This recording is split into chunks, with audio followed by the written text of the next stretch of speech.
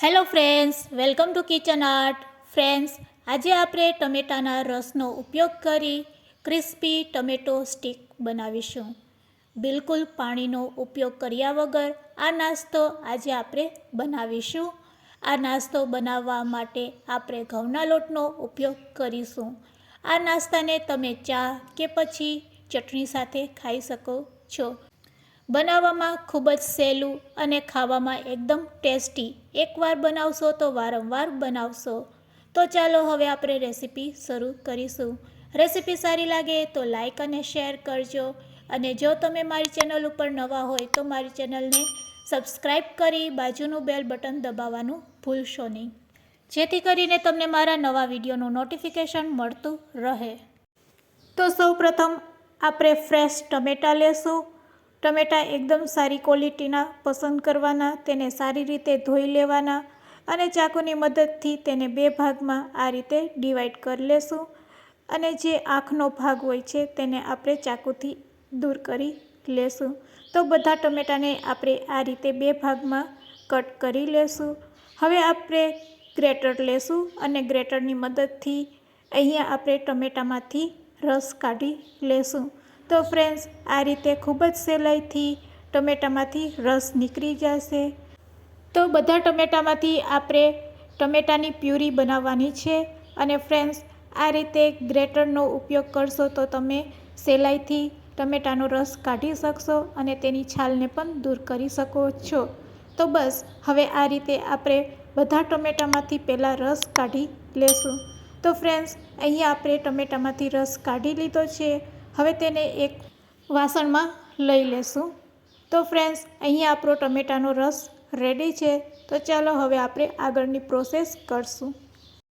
હવે એક મોટા વાસણમાં આપણે 2 વાટકી જેટલો ઘઉંનો લોટ લેશું અને 2 વાટકી ઘઉંના લોટની સામે 1 વાટકી રવો લેશું. તો ફ્રેન્ડ્સ, આ પરફેક્ટ માપ છે આ નાસ્તો બનાવવા માટે. હવે બંને લોટને પહેલાં એક વખત આપણે મિક્સ કરી લેશું. તો ચમચીથી આપણે તેને મિક્સ કરી લેશું. બંને લોટને સારી રીતે મિક્સ કર્યા પછી તેમાં આપણે અડધી ચમચી મરી પાવડર એડ કરશું. સાથે સાથે અડધી ચમચી જેટલું સ્વાદ અનુસાર મીઠું નાખી દઈશું અને 1 ચમચી જેટલું જીરું એડ કરશું. જીરુંને શેકવાની બિલકુલ જરૂર નથી. હવે બસ તેમાં આપણે ટમેટાનો પલ્પ છે, પ્યુરી છે, તે એડ કરી દઈશું. અને આ રીતે ટમેટાનો રસ એડ કર્યા પછી આ રસથી જ આપણે લોટ બાંધી લેશું. અહીંયા આપણે બિલકુલ પાણી નાખવાની જરૂર નહીં પડશે. બસ ટમેટાના રસથી જ આ લોટ બંધાઈને રેડી થઈ જશે. તો તમે પરફેક્ટ માપ હશે તો તમારે બિલકુલ પાણી નાખવાની જરૂર નહીં પડશે અને સરસ લોટ બંધાઈ જશે. તો ફ્રેન્ડ્સ, અહીંયા આપણો સરસ લોટ બંધાઈને રેડી છે, તમે જોઈ શકો છો. હવે તેને આપણે 10 મિનિટ માટે રેસ્ટ આપવાનો છે. તો લોટ ઉપર આ રીતે થોડુંક તેલ લગાડી અને હવે તેને આપણે ઢાંકી દઈશું અને 10 મિનિટ માટે રેસ્ટ આપીશું. 10 મિનિટ પછી હવે તેમાંથી આપણે સ્ટીક બનાવીશું. તો 10 મિનિટ થઈ ગઈ છે અને હવે આપણે લોટને ચેક કરી લેશું. ફ્રેન્ડ્સ, રવાના લીધે આપણે 10 મિનિટ આ લોટને રેસ્ટ આપવો પડે છે.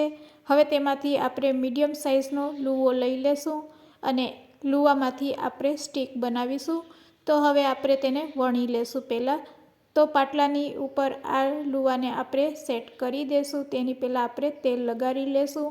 ફ્રેન્ડ્સ, તમે વણવા માટે લોટનો પણ ઉપયોગ કરી શકો છો, પણ અત્યારે હું લોટ વગર જ તેને વણવાની છું. તો બસ પાટલા ઉપર આ રીતે તેને સેટ કરી દઈશું અને વેલણની મદદથી તેને વણી લેશું અને એકદમ મોટી સાઇઝની રોટલી બનાવી લેશું.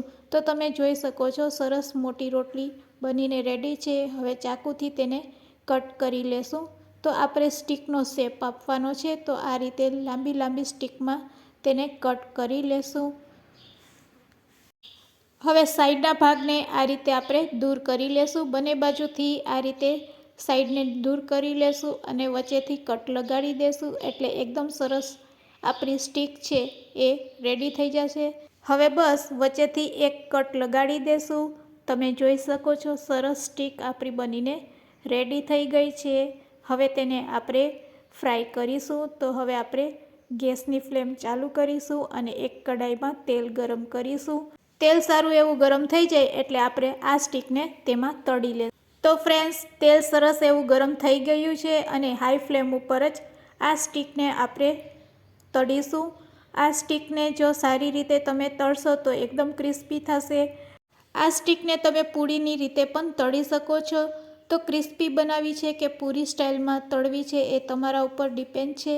તો અત્યારે આપણે આ ટમેટો સ્ટીકને એકદમ આપણે ક્રિસ્પી બનાવીશું. તો તેને આપણે આ રીતે સારી રીતે તળી લેશું. હાઈ ફ્લેમ ઉપર તમે તેને 2 મિનિટ તળશો એટલે આપણી સ્ટીક તળાઈને રેડી થઈ જશે. તો અહીંયા આપણી સ્ટીક સરસ તળાઈ ગઈ છે. તો તેને આપણે તેલમાંથી દૂર કરી લેશું. તે જ રીતે આપણે બધી સ્ટીકને તળી લેશું. ફ્રેન્ડ્સ, આ રીતે તમે ક્યારેય ટમેટો સ્ટીક ન બનાવેલ હોય તો એકવાર જરૂરથી ટ્રાય કરજો.